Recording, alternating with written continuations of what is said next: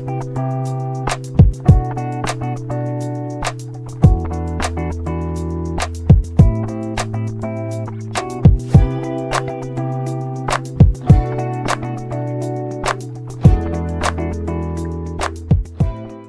jumpa lagi bersama saya Ahmad Rashidul Amin dalam Jadul Learning.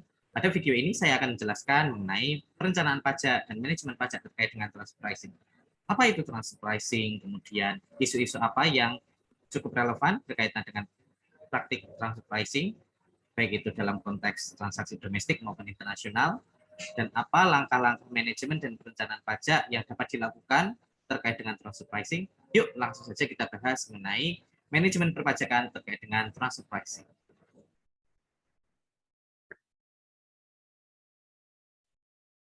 Oke, sebelumnya kita sudah membahas nih beberapa strategi-strategi yang bisa dilakukan dalam rangka perencanaan pajak terkait dengan penentuan harga transfer atau transfer pricing. Kemudian saya juga sudah menjelaskan mengenai salah satu cara untuk melakukan strategi tersebut, yaitu dengan mengajukan permohonan APA dan melaksanakan APA yang disepakati. Nah, selain APA, salah satu langkah perencanaan pajak yang berkaitan dengan transfer pricing yang harus dipertimbangkan oleh wajib pajak adalah manajemen dokumentasi penentuan harga transfer atau transfer pricing documentation. Apa itu transfer pricing documentation dan apa saja yang harus diperhatikan berkaitan dengan dokumentasi ini agar memenuhi aspek formal dari kewajiban dokumentasi penentuan harga transfer. Langsung saja kita bahas satu persatu. Jadi, kalau kita merujuk pada PMK nomor 213, PMK 03 2016, TPDoc atau dokumentasi penentuan harga transfer ini adalah dokumen yang diselenggarakan oleh wajib pajak gitu ya, sebagai dasar dalam penerapan arm's length principle dalam transfer pricing yang dilakukan wajib pajak. Jadi, ketika wajib pajak itu melakukan atau menyusun SPT gitu ya, pasti mereka kan akan melakukan perhitungan-perhitungan penghasilan kena pajaknya. Kadang-kadang melibatkan transaksi-transaksi dengan pihak dalam hubungan istimewa dan biasanya ada permasalahan TV di situ. Dalam kondisi seperti itu pasti wajib pajak itu akan menentukan gitu ya, kira-kira transfer price-nya itu seberapa. Nah, otoritas pajak itu mewajibkan wajib pajak untuk melakukan dokumentasi yang berkaitan dengan praktik penentuan transfer pricing itu ketika menghitung penghasilan kena pajaknya. Gitu ya. Nah, dokumentasi ini menjadi dasar bagi otoritas pajak untuk mempelajari kira-kira apakah praktik transfer pricing yang dilakukan oleh wajib pajak ini sudah sesuai dengan prinsip arm's length principle atau prinsip kewajaran dan kelaziman usaha. Dan ini adalah suatu dokumen yang dipersiapkan oleh wajib pajak. Namun hanya wajib pajak tertentu saja yang diwajibkan untuk menyelenggarakan dokumentasi penentuan harga transfer atau penyelenggaraan TPDoc. Tapi sebelum kita lanjut ke detail mengenai siapa yang harus melakukan penyelenggaraan TPDoc ini, perlu kita bedah dulu nih TPDoc itu sebenarnya apa sih? Jadi TPDoc itu ya dokumen yang sudah saya sebutkan tadi gitu ya. Dia terdiri dari 3 jenis dokumen atau 3 jenis file. Yang pertama adalah master file atau dokumen induk, yang kedua adalah local file atau dokumen lokal, dan yang ketiga adalah country by country reporting. Secara umum gitu ya, master file ini adalah file atau dokumen yang menjelaskan mengenai praktik TP atau transfer pricing oleh grup perusahaan secara umum. Master file ini biasanya disiapkan oleh induk perusahaannya seperti itu. Kemudian local file ini adalah dokumen yang menjelaskan praktik transfer pricing yang dilakukan oleh afiliasi lokal atau afiliasi yang berada di negara tersebut, dalam hal ini entitas yang ada di Indonesia seperti itu. Entitas di Indonesia ini melakukan transaksi hubungan istimewa apa saja sih sebenarnya, kemudian pendekatan-pendekatan apa sih yang diterapkan. Nah, ini dijelaskan dalam local file. Dan local file itu pasti akan didasarkan pada master file ya, karena master file ini adalah kebijakan secara umum seperti apa, sedangkan local file ini adalah rincian dari penerapan ALP oleh wajib pajak di konteks entitas dalam negeri. Kemudian country reporting ini adalah laporan yang disampaikan oleh biasanya entitas induk gitu ya mengenai transaksi-transaksi yang dilakukan oleh grup perusahaan secara keseluruhan dalam satu periode yang melibatkan hubungan istimewa, kemudian pendekatan-pendekatan transfer pricing-nya seperti apa, dan fungsi-fungsi dari masing-masing party itu apa saja. Nah, master file, local file, dan country by country reporting itu ada formatnya tersendiri gitu ya, sudah ditentukan oleh otoritas perpajakan. Kalau master file, kita ke master file dulu. Master file itu terdiri dari struktur kepemilikan dan negara dari masing-masing afiliasi gitu ya. Misalnya induk itu dimiliki oleh siapa, kemudian induk itu memiliki siapa saja, anaknya mana saja, cucunya mana saja, anak dan cucu ini berada di negara mana, seperti itu. Kemudian kegiatan usaha dari induk dan masing-masing afiliasinya, kemudian aset tak berwujud yang dilibatkan atau yang digunakan oleh grup secara keseluruhan, aktivitas keuangan dan pembiayaan yang dilibatkan dalam kegiatan bisnis grup secara keseluruhan, siapa yang memberikan utang kepada siapa, siapa yang memberikan permodalan hibrid kepada siapa. Dan yang terakhir adalah laporan keuangan konsolidasi induk dan info perpajakan transaksi afiliasi. Kemudian local file atau dokumen lokal ini merupakan penjabaran lokal dari master file gitu ya dalam kasarannya seperti itu.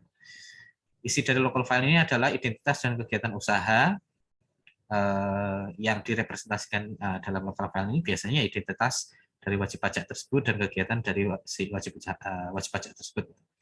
Dan transaksi afiliasi dan transaksi independennya itu apa saja yang dilakukan oleh si wajib pajak ini. Kemudian penerapan ALP-nya seperti apa? Ini seperti yang sudah saya jelaskan tadi itu ya, mulai dari analisis industri, analisis usaha, kemudian analisis fungsional, atau analisis kondisi transaksi, analisis keserbandingan, dan penentuan metode TP dan penentuan pembanding yang tepat.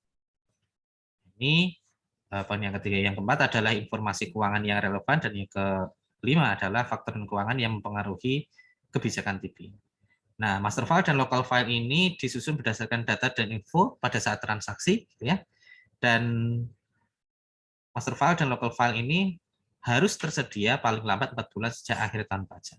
Tidak harus disubmit ketika SPT itu disubmit gitu ya, tetapi master file dan local file ini harus tersedia paling lambat 4 bulan sejak akhir tahun pajak. Jadi ketika pemeriksa atau DJP itu tiba-tiba minta DJP dalam waktu 4 bulan setelah akhir tahun pajak itu selesai, sudah ada. Seperti itu. Kemudian selain master file dan local file masih ada country by country reporting atau CBCR biasanya, atau laporan per negara.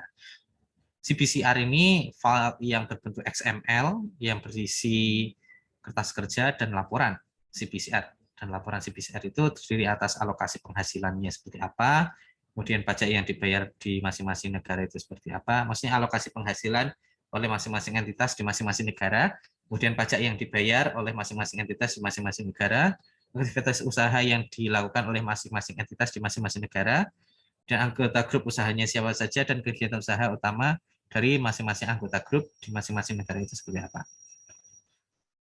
Nah, CBCR ini didasarkan pada data dan info yang berkaitan dengan periode pajak tertentu ya, periode pajak tertentu. Jadi istilahnya data dan informasi yang digunakan ini adalah informasi periode dari awal hingga akhir tahun pajak.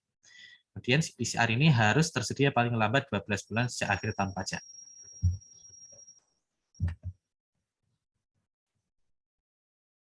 Nah, selain TP documentation berupa master file, local file, dan CBCR, perusahaan itu juga harus menyampaikan ikhtisar dari TP documentation itu dalam lampiran khusus SPT, khususnya dalam formulir 3A, formulir 3A1, dan formulir 3A2. Formulir 3A1 ini merinci transaksi-transaksi afiliasi yang terjadi dan penerapan ALP-nya seperti apa. Kemudian form 3A1 ini adalah pernyataan bahwasanya perusahaan ini mengikuti ALP gitu ya, dan form 3A2 ini berkaitan dengan transaksi yang melibatkan negara dengan pajak yang rendah. Kemudian kapan TP-Doc master file dan local file itu harus diselenggarakan? Jadi tidak semua perusahaan atau wajib pajak yang melakukan transaksi afiliasi itu diharuskan untuk menyelenggarakan TP-Doc ya. Hanya wajib pajak tertentu yang dianggap transaksi afiliasinya signifikan gitu yang diwajibkan untuk menyelenggarakan dokumentasi tersebut. Meskipun perusahaan-perusahaan yang tidak diwajibkan menyelenggarakan TP-Doc itu tetap harus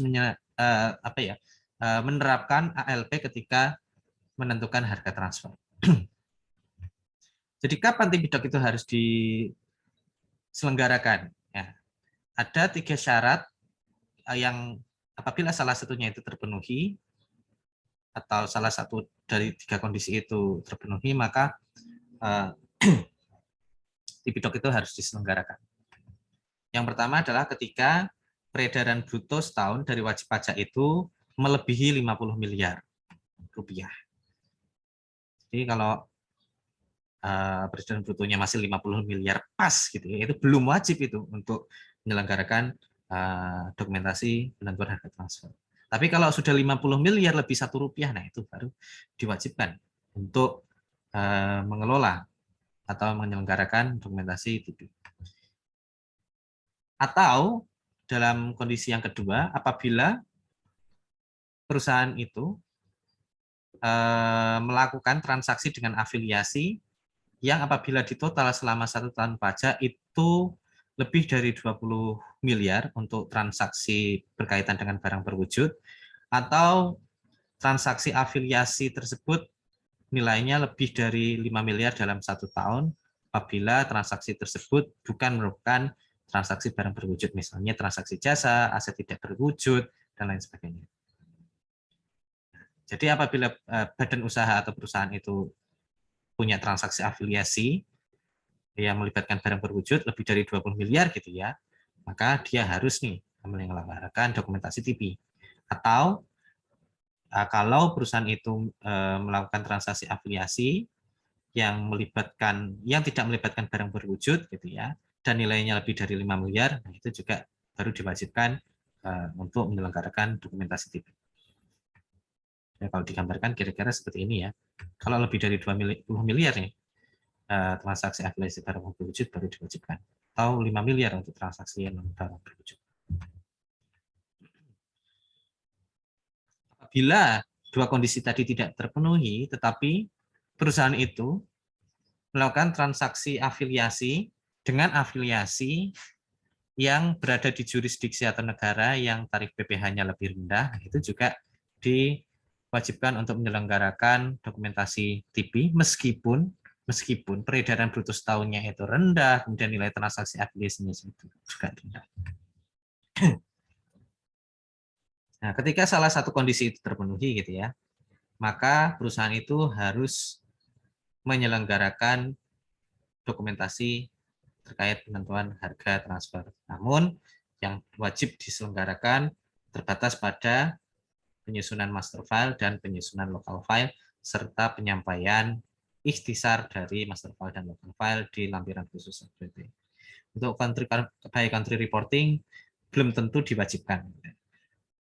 Kondisi yang menyebabkan country by country reporting itu menjadi wajib itu berbeda lagi gitu ya. Ada ketentuan-ketentuannya yang berbeda dari ketentuan kewajiban penyelenggaraan dokumentasi master file dan local file.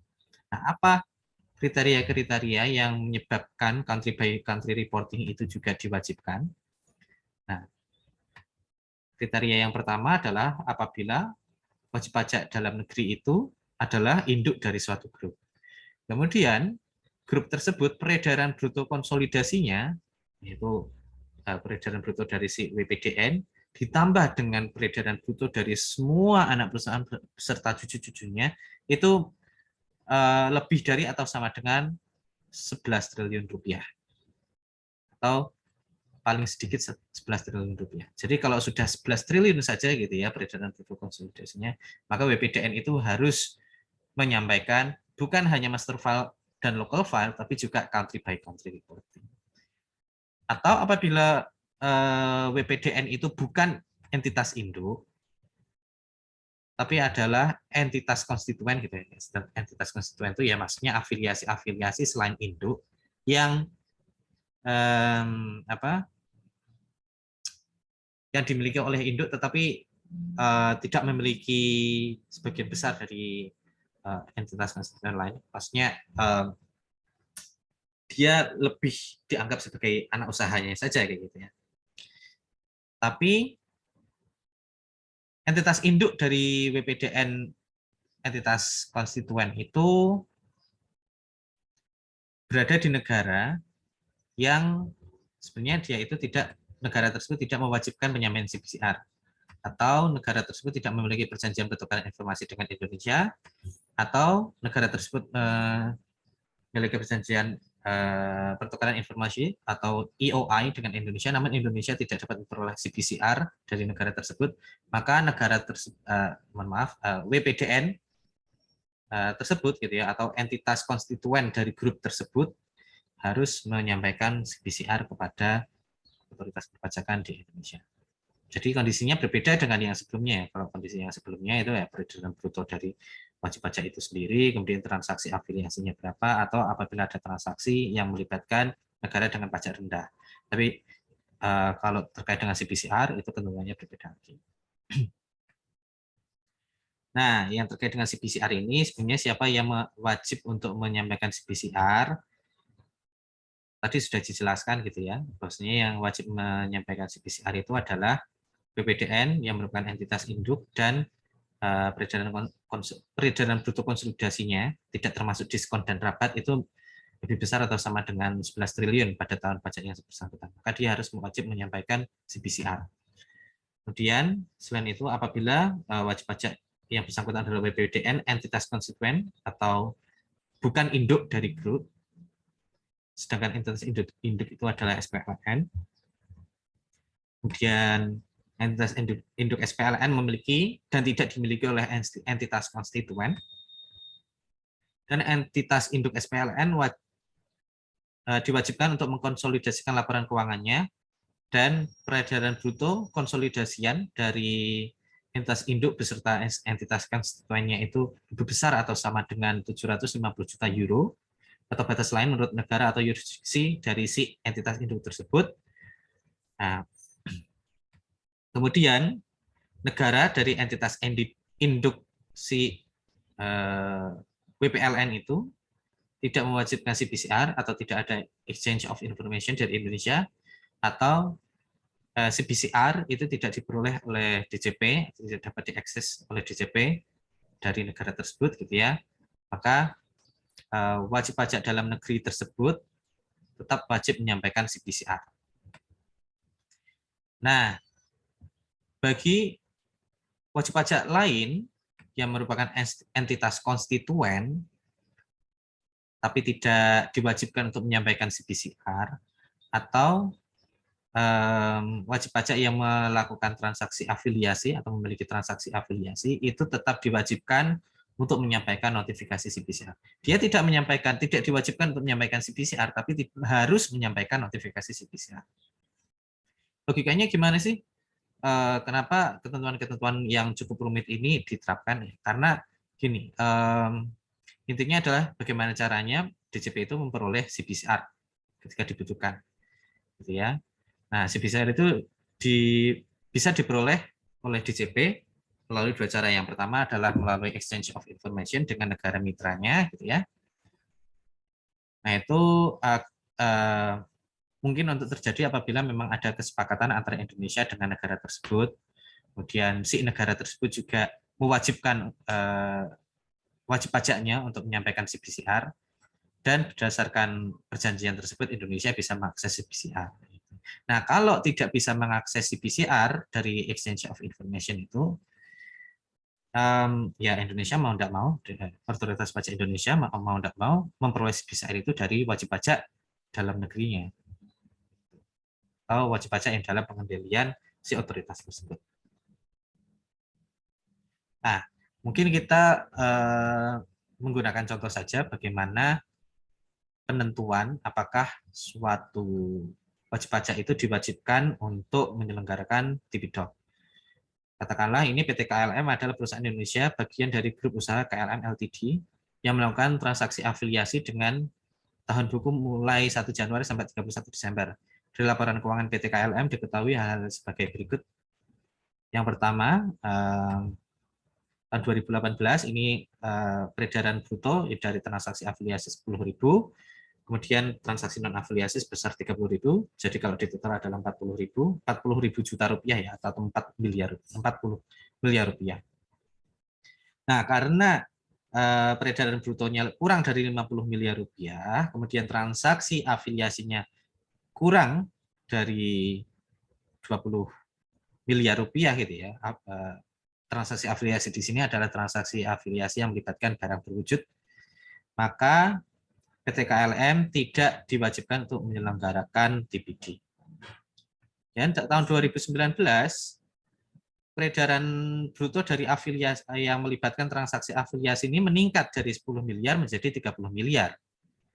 Dan peredaran bruto dari transaksi non afiliasi menjadi 10 miliar turun ya. Dan di total ternyata total peredaran brutonya adalah 40 miliar. Nah, karena transaksi afiliasinya ini menjadi 30 miliar, melebihi batas 20 miliar gitu ya, maka PT KLM ini diwajibkan untuk menyelenggarakan TPD khususnya master file dan local file. Yang tahun 2020. Tahun 2020 kondisinya sama dengan tahun 2018. Bedanya transaksi peredaran bruto dari transaksi non afiliasi itu meningkat dari 30 miliar menjadi 45 miliar. Untuk transaksi dengan afiliasinya tetap 10 miliar gitu ya. Kalau di total jadinya adalah 50 miliar rupiah. Jadi sebenarnya tidak ada peningkatan peredaran bruto dari transaksi afiliasi gitu. Tapi karena peredaran bruto secara total melebihi 50 miliar, maka PT KLM wajib untuk menyelenggarakan TPD khususnya master file dan local file. Ya, untuk tahun 2021, ini kondisinya mirip dengan kondisi tahun 2018, di mana peredaran bruto dari transaksi afiliasi 10 miliar, kemudian non afiliasi sebesar 30 miliar. Jadi kalau di total 40 miliar, masih di bawah 50 miliar gitu ya. Tapi selain itu ada pembelian atau pembayaran jasa ke afiliasi sebesar 4 miliar rupiah. Nah, untuk kondisi ini PT KLM masih tidak diwajibkan untuk menyelenggarakan TPD karena peredaran brutonya masih di bawah 50 miliar, peredaran bruto yang melibatkan transaksi afiliasi berkaitan dengan barang berwujud itu masih di bawah 20 miliar ya, atau transaksi barang berwujud dengan pihak afiliasi masih di bawah 20 miliar. Kemudian jasa keafiliasi itu masih di bawah 5 miliar, maka tidak diwajibkan untuk menyelenggarakan dokumentasi penentuan harga transfer. Kemudian tahun 2022 kondisinya sama dengan tahun 2021 gitu ya. Hanya saja jasa keafiliasi ini meningkat, ya, pembayaran jasa keafiliasi meningkat dari 4.000 menjadi 6.000. Nah, meskipun transaksi keafiliasi itu masih kurang dari 20 miliar dan peredaran brutonya masih di bawah 50 miliar, tapi karena jasa keafiliasinya ini di atas 5 miliar, maka PT KLM ini harus menyelenggarakan TP documentation. Baik, itu tadi video penjelasan dari saya. Semoga video penjelasan ini bermanfaat buat kalian yang menonton video ini. Jangan lupa untuk cek video-video yang saya berikan pada channel ini. Semoga video yang saya berikan kepada kalian bisa bermanfaat, khususnya bagi kalian yang ingin belajar lebih lanjut mengenai pajak dan manajemen perpajakan. Sampai jumpa di video berikutnya dan terima kasih telah menonton video ini.